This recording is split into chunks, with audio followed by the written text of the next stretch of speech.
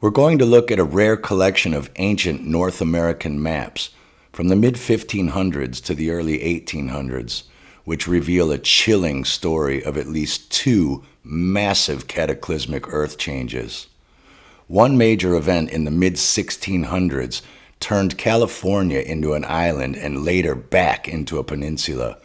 It also split a single giant lake in Canada into what is now Lake Manitoba and Lake Winnipeg. This split appears to have caused the formation of the Great Lakes of the Midwest and thousands of smaller lakes just to their north.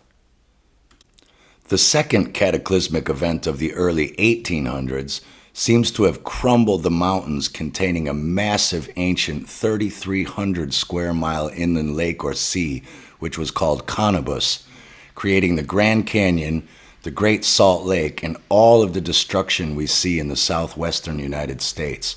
Not millions of years ago, as we are told by lamestream science.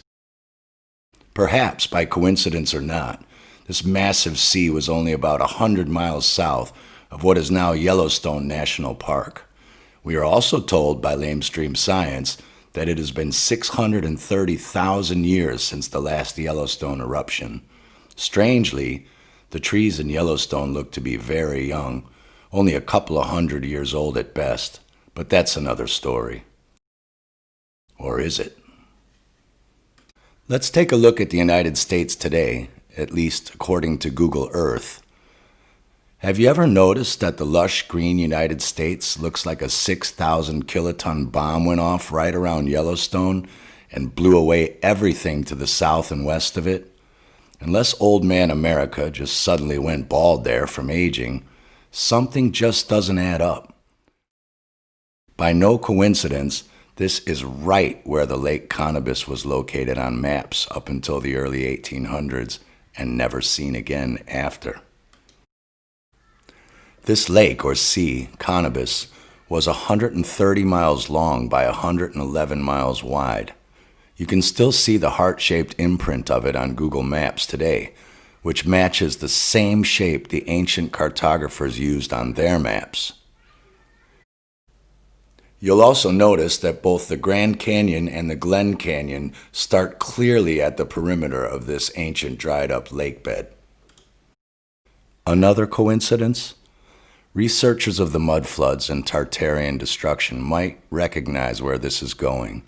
But Sherman, let's set the Wayback Machine to 1544 and see what the early explorers and cartographers had to say.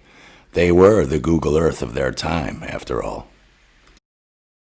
On these maps before 1650, notice California as part of the mainland, Lake Connibus to its northeast, and the remarkable absence of the 5 Great Lakes in the Midwest. We can see that cartographers from the 15 and 1600s already possessed very detailed knowledge of the towns and peoples in these lands, yet failed to map or mention the biggest lakes in the world? Then when did they appear? Where did they come from? And what massive event created them?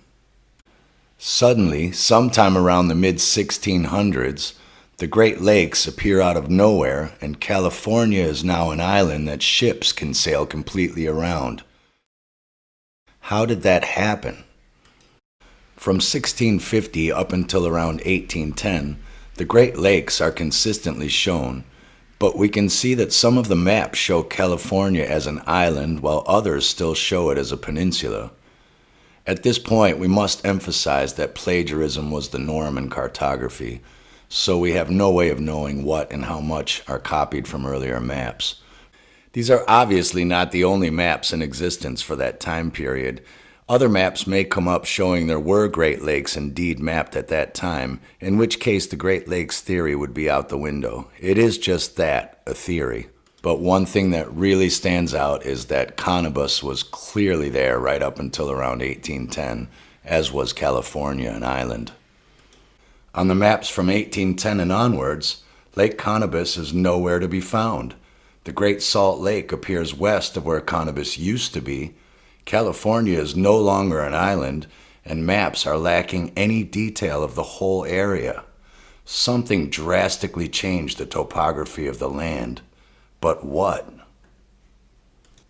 In part 2, we'll examine the comet records and also the slew of bizarre electrical atmospheric phenomenon, earthquakes, volcanoes, plagues, and other strange events happening worldwide at exactly these same time periods. Stay tuned. Thanks for watching. Please like, share, and subscribe.